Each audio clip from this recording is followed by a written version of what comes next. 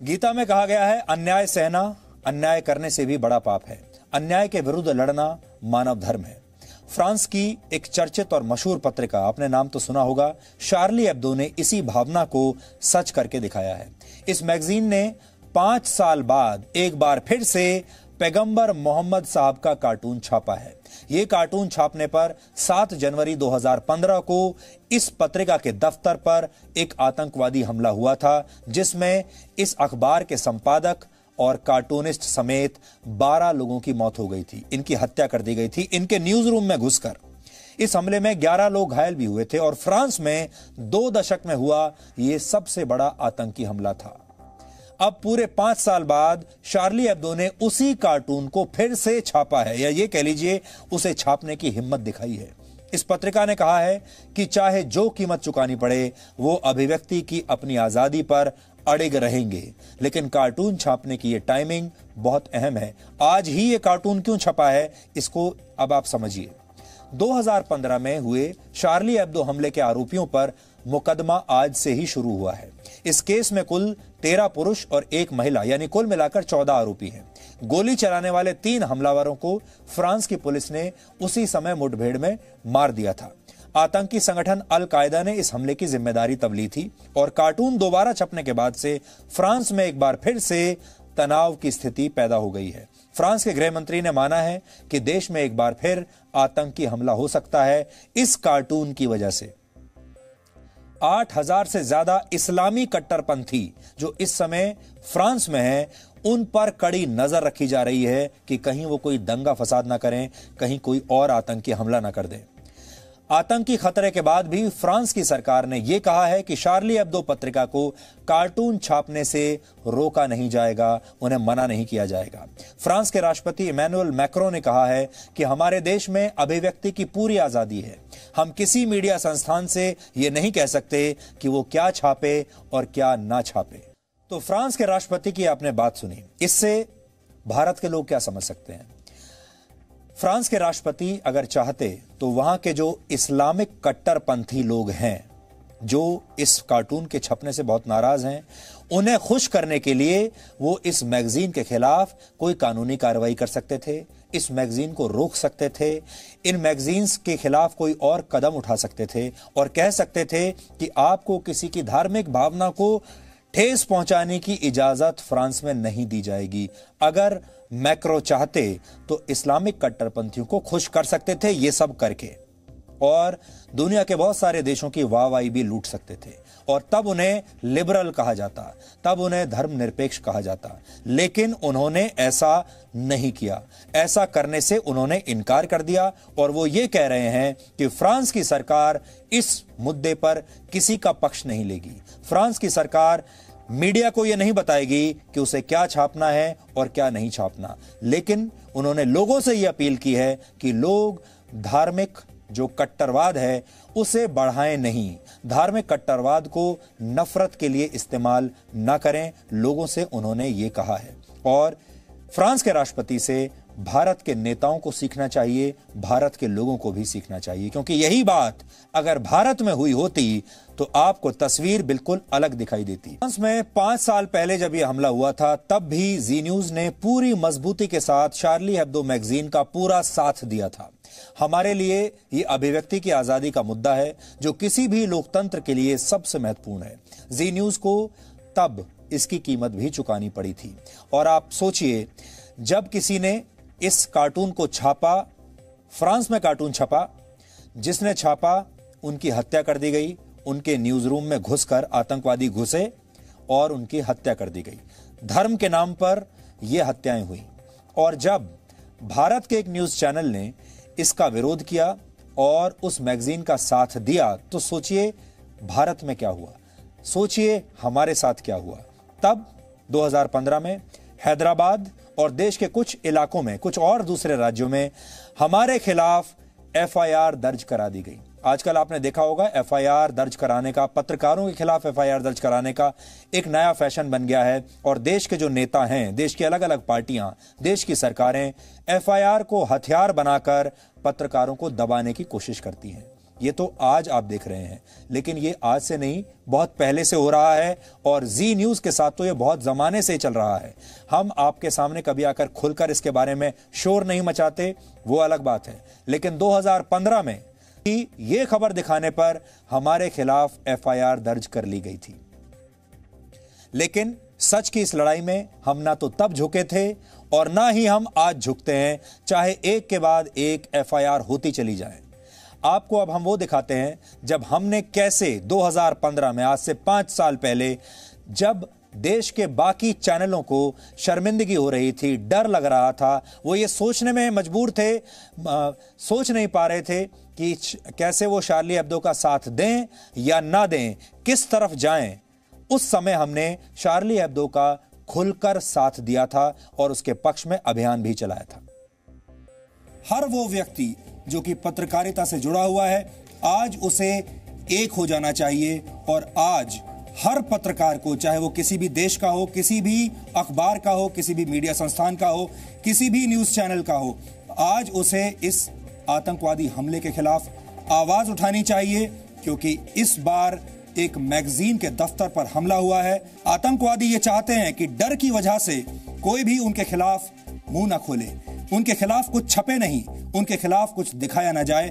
पूरी दुनिया के लोग अब एक साथ आना शुरू हो गए हैं और एक मुहिम चलाई जा रही है जिसमें दुनिया के लोग ये कह रहे हैं कि मैं भी चार्ली हूं, I am Charlie. Zee Media भी आज कह रहा है आई एम चार्ली, मैं भी चार्ली। और ये हमने एक स्टैंड लिया है। जैसा आप जानते हैं, जी मीडिया इस देश का सबसे बड़ा मीडिया हाउस है और हम ये उम्मीद करते हैं कि दुनिया भर के मीडिया हाउस इकट्ठे होंगे और इस घटना का विरोध करेंगे। और अगर इस बार ऐसा नहीं हुआ तो आतंकवादियों के हौसले ऐसे ही बढ़ते चले जाएंगे और यही वक्त है जब आतंकवादियों के हौसले को हमें पस्त करना होगा। और यहाँ पर हम ये जरूर कहना चाहेंगे कि इस हमले में जो पत्रकार मारे गए हैं, जो तमाम लोग मारे गए हैं, हम उनकी बहादुरी को आज सलाम करते हैं और हम ये कहना चाहते हैं कि हम उनके समर्थन में ठीक एक चट्टान की तरह खड़े हुए हैं। हम लगातार बेखौफ होकर, निडर होकर उनका समर्थन करते रहेंगे। तो जी न्यूज ने, जी मीडिया ने शार्ली हेब्दो का तब खुलकर साथ दिया था। सारे रिस्क हमने उठाए, सारे खतरे हमने उठाए और आप जानते हैं हमने तब उनका साथ देने के लिए क्या किया था। मोहम्मद साहब पर जो कार्टून उन्होंने बनाया था, उस कार्टून को हमने अपने चैनल पर भी दिखाया था। तब मैंने ही डीएनए में उस कार्टून को दिखाया था और पूरे देश ने उस कार्टून को देखा था। वही कार्टून जो शार्ली हेब्दो में छपा था तब, और ये वही कार्टून है जो शार्ली हेब्दो ने अब जाकर छापा है। और ये कार्टून यहां इस देश में टीवी पर दिखाने के लिए हमारे खिलाफ देश के अलग अलग राज्यों में एफआईआर दर्ज कर ली गई, हमारे खिलाफ बहुत सारी शिकायतें पुलिस में भेजी गईं और उसके बाद प्रताड़ित करने का एक नया सिलसिला शुरू हुआ। ये हमने तब 2015 में किया था। तो अब आप सोच सकते हैं कि फ्रांस में और भारत में क्या फर्क है।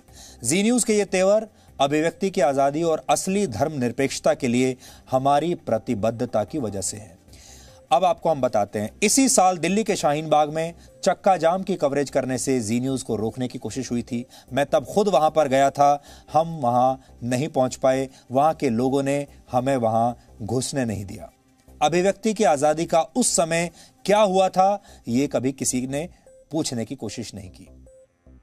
अगर कोई आदमी, हम तो कह रहे हैं कि हम ना इनके पक्ष में है ना हम इनके विपक्ष में है, लेकिन अगर दूसरा पक्ष कोई लेकर आया है और उसको ना अंदर आने दिया जाए, ये फिर किस तरह का लोकतंत्र है? मुझे यहाँ आने के लिए किससे वीजा लेना होगा? ये भारत है, भारत की राजधानी है, राजधानी का एक इलाका है और उसमें भारत का एक नागरिक, भारत का एक पत्रकार जा नहीं सकता। यहाँ पर ये पोस्टर लगा लिया, तुरंत तिरंगा लगा लिया, तिरंगा लहरा दिया, लेकिन तिरंगे का सम्मान नहीं कर रहे हैं आप। इसको कहते हैं ना मॉब मेंटालिटी। ये वो मॉब मेंटालिटी है और सब हो रहा है लोकतंत्र के नाम पर, सब हो रहा है संविधान के नाम पर, सब हो रहा है अभिव्यक्ति की आज़ादी के नाम पर, सब कुछ आप देखिए। तो जब हम शाहीन बाग में गए तो हमें वहां घुसने नहीं दिया। इतना जबरदस्त विरोध प्रदर्शन हुआ। इससे पहले जामिया मिलिया इस्लामिया के हिंसा के दौरान भी कट्टरपंथियों ने जी न्यूज की टीम को निशाना बनाने की कोशिश की थी। वो वीडियो भी आप देखिए।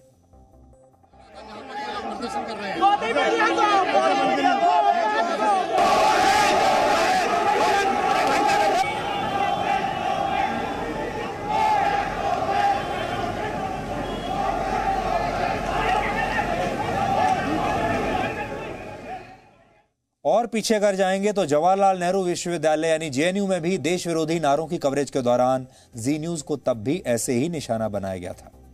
लगातार हमारे कैमरे पर हाथ लगाया जा रहा है, हमारे कैमरे को बंद किया जा रहा है। एक मिनट, आप हाथ नहीं लगा सकते, हाथ नहीं लगा सकते।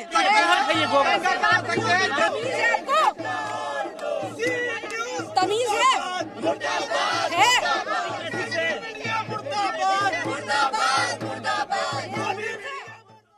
और आपको यह भी याद होगा जब हमने जम्मू में जमीन जिहाद के नाम पर जो मजहबी एजेंडा चल रहा था उस पर जब हमने रिपोर्ट दिखाई तो केरल में हमारे खिलाफ एक और एफआईआर दर्ज कर ली गई।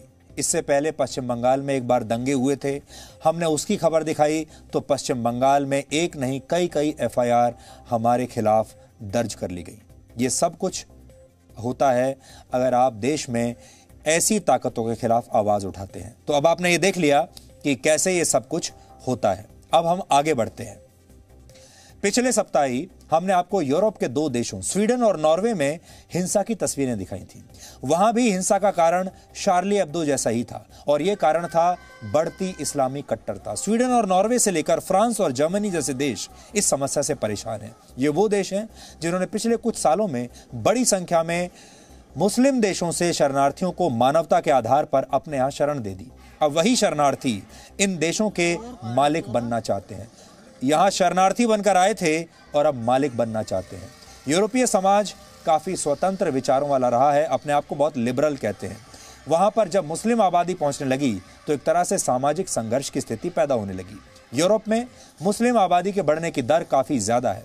अभी यूरोप के देशों में कुल मुस्लिम जनसंख्या लगभग 6% है और 10 साल बाद 2030 तक ये 8% तक हो जाएगी।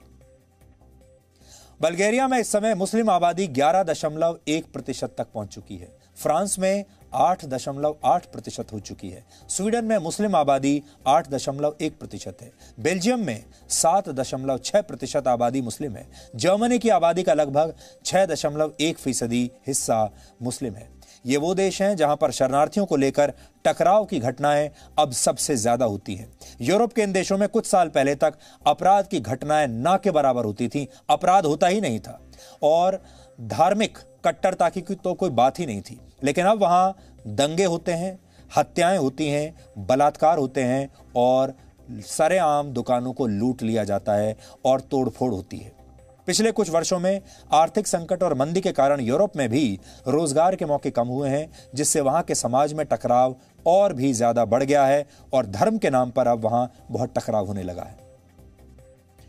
अब आपको यह बताते हैं कि फ्रांस के संविधान की वो सारी बातें कौन सी हैं जिनके कारण उसने इस कार्टून को छापने पर रोक नहीं लगाई। फ्रांस के संविधान के अनुसार वहां की सरकार किसी धर्म को ध्यान में रखते हुए फैसले नहीं ले सकती, यानी कोई भी फैसला धर्म के आधार पर नहीं लिया जाएगा।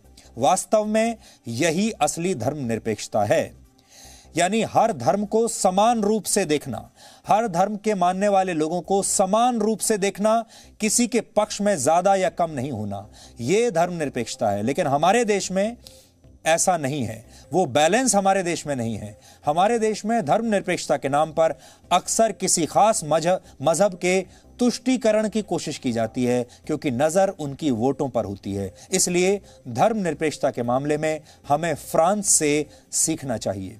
फ्रांस में किसी धर्म को बढ़ावा नहीं दिया जाता। फ्रांस में किसी भी धर्म के प्रतीक चिन्ह को सार्वजनिक तौर पर आप प्रदर्शित नहीं कर सकते, आप अपने साथ नहीं रख सकते। इसी कानून के तहत मुस्लिम महिलाओं के बुर्का पहनने पर या हिजाब पहनने पर रोक लगी हुई है। क्या यह भारत में हो सकता है? ये पाबंदी सिर्फ मुसलमानों के लिए ही नहीं है। यहूदी अपने सिर पर छोटी टोपी नहीं पहन सकते, ईसाई अपने गले में ज्यादा बड़ा क्रॉस नहीं पहन सकते। बाकी धर्मों के लोगों ने तो बिना विरोध के इस कानून को मान लिया, लेकिन वहां पर भी मुस्लिम समुदाय अब तक इसे पूरी तरह स्वीकार नहीं कर पाया है। शार्ली एब्दो पत्रिका के दफ्तर पर हुए हमले के पीछे भी यही सोच थी। दोबारा वही कार्टून छापकर इस पत्रिका ने उसी मजहबी सोच पर एक बार फिर से हमला किया है और हम इस मैगजीन के पत्रकारों की हिम्मत की दाद देते हैं। और यहां भारत में हम तो हजारों किलोमीटर दूर उनसे बैठे हुए हैं, लेकिन यहां बैठकर भी हम उन्हें अपना पूरा समर्थन देते हैं।